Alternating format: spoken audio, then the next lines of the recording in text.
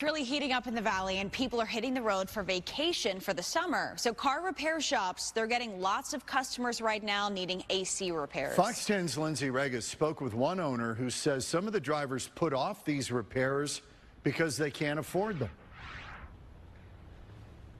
John and Christina, in the last day, this auto repair shop has fixed 6 cars with air conditioning issues, and that's not the only problem they're seeing.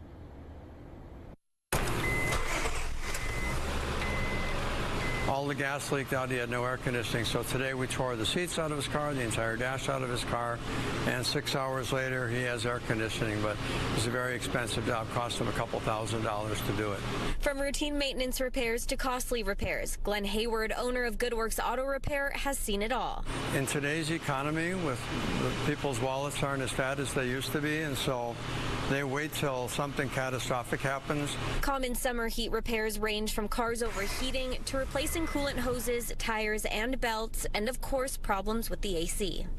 People are coming in because their car isn't cold. There's a variety of reasons why their system may be broken, it may be low, it may just need to be recharged.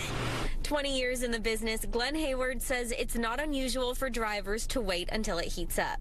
A lot of times they defer that because it's cooler during the wintertime. They don't really necessarily need the AC. Although the AC system can be advantageous for defogging your windows when you get up in the morning, go and drive your car.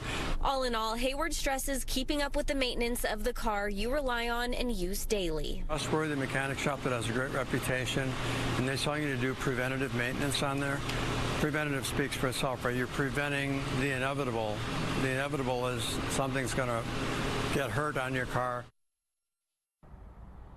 Hayward's advice is to get that issue fixed as soon as it arises because you don't want to be stuck on the highway in that 100-degree heat.